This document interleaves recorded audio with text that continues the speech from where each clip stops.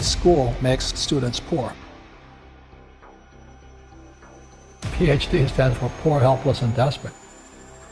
The riskiest thing you can do is go to school, learn from a fake teacher, put your money with a financial planner, work hard for fake money, and pay a lot of taxes.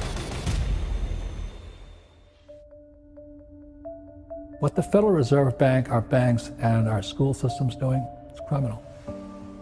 It's ripping off my generation, ripping off your generation. You know, this is my book, Fake Here. The reason it's fake money, fake teachers, and fake assets is because it all has to be fake. You have to have fake teachers to understand fake money. Then you have to have fake assets to buy those stocks, bonds, and mutual funds, fake assets. But without fake teachers, fake money, you can't do it. One of the best things I had is I went to military school, then I went to flight school. I had such great teachers, you know. All of them could fly.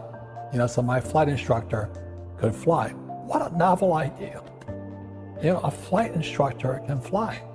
But when I was in high school, most of my teachers were terrified. They're all cowards, you know. Job security, don't make mistakes. Just memorize the right answer and you'll be safe. In school, they compensate for risk by telling you to memorize the right answer. So in other words, these kids leave school thinking, oh, if I know the right answers, then there's no risk. And it drives old guys like me crazy. Because everybody's talking about millennials. What's wrong with them? You know, millennials are the most highly educated generation in history. They know all the answers, but they're afraid of doing anything. You know, the biggest complaint about my generation is millennials know all the answers, but they can't do anything. And the reason they can't do anything is because you might hurt somebody's feelings, you might make a mistake. You know, and this just keeps you guys just trapped in this little box. Education is more important than before, but you gotta be careful what you're learning. That's why I wrote the book, Fake Money, Fake Teachers, and Fake Assets. Don't listen to fake teachers. Yeah, I have a friend, he teaches entrepreneurship at UC Santa Barbara. And I call him up and I say, how in the world can you teach entrepreneurship? He says, well, I have a master's degree. I said, ask the question again. What gives you the right to teach your entrepreneurship? He says, I have a master's degree in entrepreneurship. And I say, hey, Doug, you and I have been friends for a long time. You've never started a business. You're a fake teacher. He goes, but I have all the answers. I said, yeah, but you don't know how to start a business. Some of the biggest fake teachers are those financial planners. They're telling you, you know, to save money. Why would you save money when the government's printing money? Then they tell you to invest for the long term in the stock market. And you guys know the stock market is ultra short term. There's high frequency trading. Today, long term is a split second. But they're telling you, guys like my generation, to keep your money in the stock market for 40 years and you have nothing left at the end of it. And you look at all the pensions of the school teachers, firefighters, and all the guys with 401ks, they're all bankrupt because Wall Street stole their money from them. You know?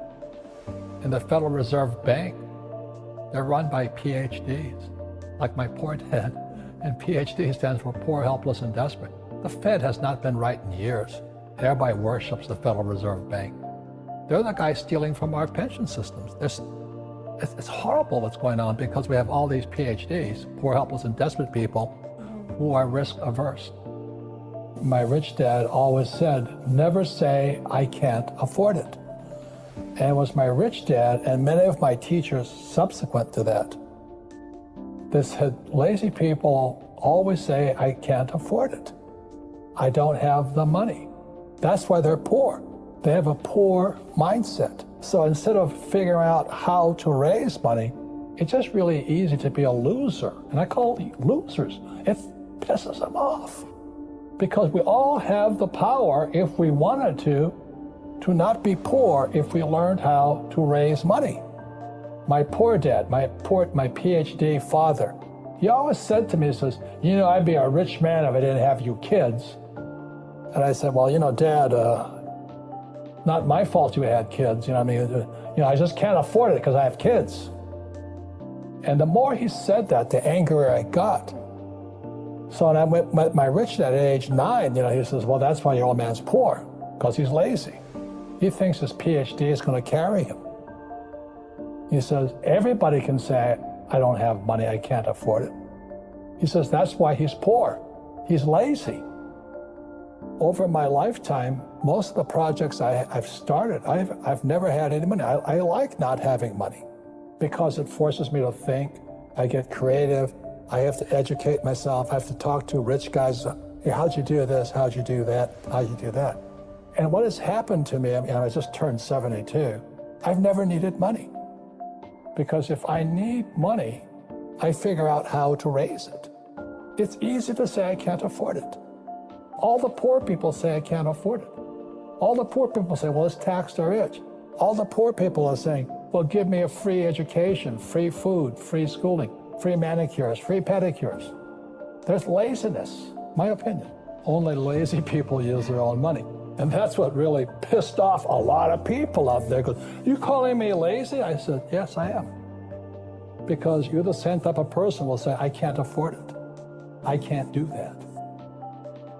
That's the problem. It's up here. Most of my family say, well, I can't afford it. My father taught me to say that. My mother taught me to say that. My rich dad should never say that. The number one way to raise income is sales. Do they teach you sales in school? But if you work for a network marketing company, you learn sales. So that's why President Trump, I know people hate Trump, some people hate me too, but President Trump and I are the only people that recommend network marketing. Because in network marketing, you have to go through your fear and you have to learn how to sell. So the reason I'm an entrepreneur is I know how to make money, I know how to acquire assets, I know how to use debt to acquire assets. That's real financial education, not the garbage you're teaching in school. Let me say it one more time. If you're going to be an employee or a doctor or a lawyer, then traditional education is really important. But you're going to be an entrepreneur, you don't need to.